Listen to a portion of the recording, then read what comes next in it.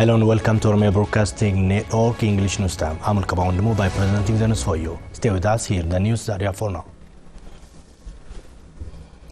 The Council of Ministers in its 76 regular session approved the draft bill forwarded to it to amend the investment privatization and excise tax laws. The Council discussed on the draft investment law, which aims to accelerate economic development and sustain growth by enhancing the role and encouraging the private sector. The bill drafted by the Ethiopian Investment Commission also, amongst others, targets expediting economic competitiveness, export diversification, and creating more employment opportunities. After in-depth discussion, the Council referred the draft law to the House of People's Representative for approval. The Council also approved the draft privatization excise tax laws to the House for final approval.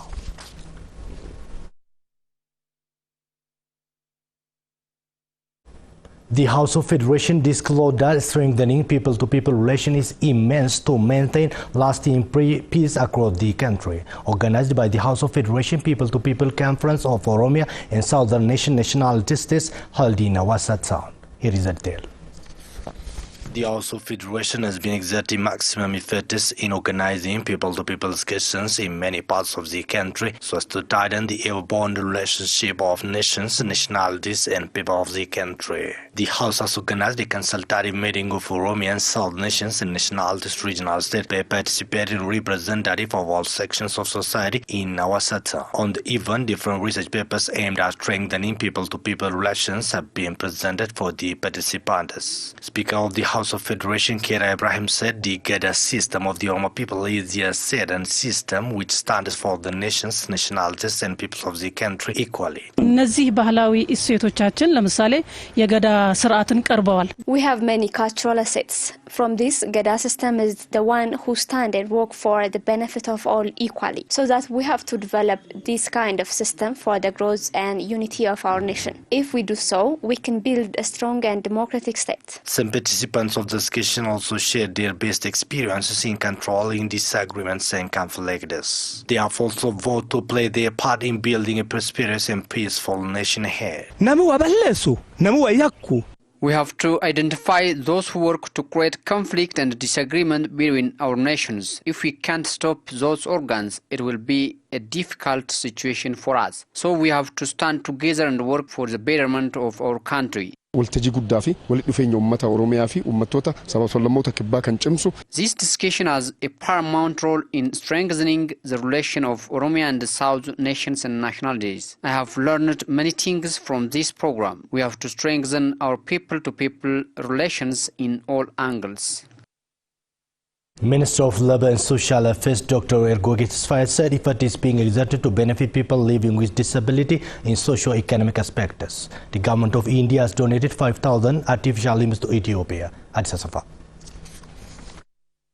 Indian government has donated equipment that assists handicaps through its embassy to Ethiopia. Indian ambassador to Ethiopia Anurag Sarivastava has handed over handicap assistant equipment to Minister of Labour and Social Affairs Dr. Ergoge Tesfaye and Dr. Leah Tesfaye, State Minister of Health. A donation would serve about 500 to 600 handicaps, and when it's converted to cash, each cost is about 5,000 birr. Disability would happen either naturally or through accident after birth, said Dr. Ergoge. People who were fully able and healthy yesterday may end up disabled or living with disability today at any time. That's why we say disability to people with disabilities is a reality that for others not living in disability is a probability. Dr. Ergoge reiterated that accident would face people unspontaneously. The issue of disability, which happens indiscriminately for all nations, races and ages and social groups, should be a common agenda of all human beings. Indian ambassador to Ethiopia Anurag Sarivastava says India is on the side of Ethiopia to accelerate the health and education sector that Ethiopia is undertaking. My government decided that as a fitting tribute to his philosophy of caring, his philosophy of compassion and his philosophy of service to mankind, a camp like this should be organized in various countries all over the world. A handicapped person moves place to place by using supportive equipment. And when we calculate the equipment in cash, it costs about 5,000 birr, which is unattainable for poor individuals. St. Paulo's Hospital is one of the outsourced for such equipment among us the 12 national handicap equipment outsources, and the hospital is the only one in Finfinne City. Dr. Leah Tasfaye on her part says the assistance made for handicaps so far was not sufficient. However, the Finfinne branch in St. Paulo's Hospital is working laboriously to support handicapped children and women with a strong commitment. The delegation on behalf of Indian government and government officials of Ethiopia have paid a visit to handicap equipment outsourcing in Finfinne. The Ministry of Trade and Industry signed a memorandum of understanding with Industry and Information Technology Minister of China to improve small and medium-scale manufacturing enterprises in Ethiopia. More on that.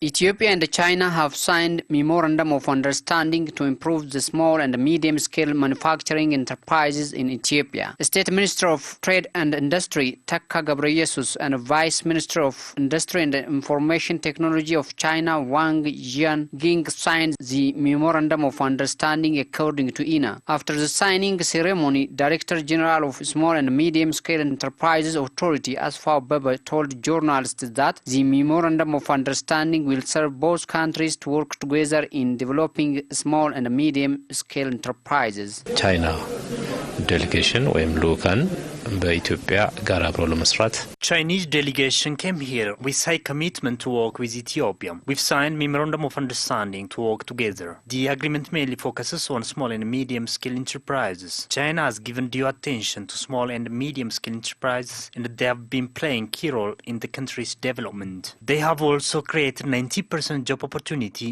in the country, according to data we've gained from the delegation. He stated that the agreement will also help Ethiopian and Chinese small and medium manufacturers to create a link in raw material exchange and provision. Asfaw noted that Ethiopia has a lot to learn from Chinese small and medium-scale enterprises, adding the memorandum of understanding will pave the way for Ethiopians to acquire best experiences from China. ለኛ ሀገር ትልቅ ተሞክሮ የምናገኝበት This stage helps us to get best experiences and strengthen small and medium-scale enterprises. They are ready to work with us on win-win way. Mainly, they have agreed to provide raw materials to our small and medium-scale enterprises. So we've signed memorandum of understanding on development of small and medium-scale enterprises. The small and medium-scale manufacturing contributes 60% in the China GDP. Ethiopia and Korea are interested in scaling up their strong bilateral relations in trade and investment, according to Minister of Foreign Affairs of Ethiopia. Ethiopia Korea Business Forum was held in the capital, Finfinne. On that.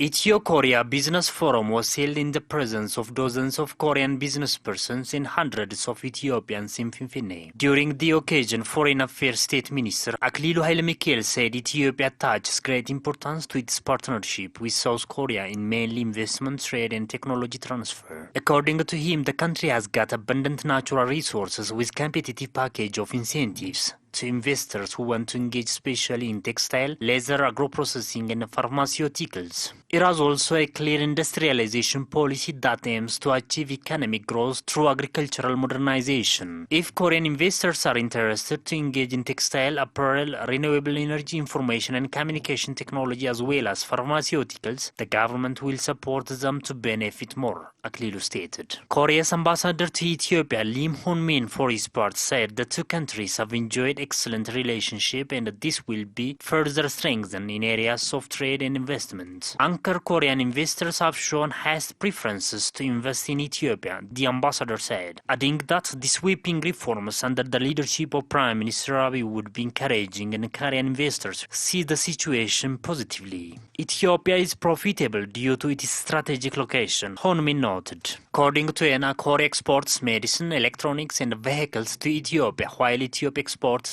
coffee, oil seeds and sesame. Thank you very much for joining us. That's all out there. I'm with the news. Have a beautiful night.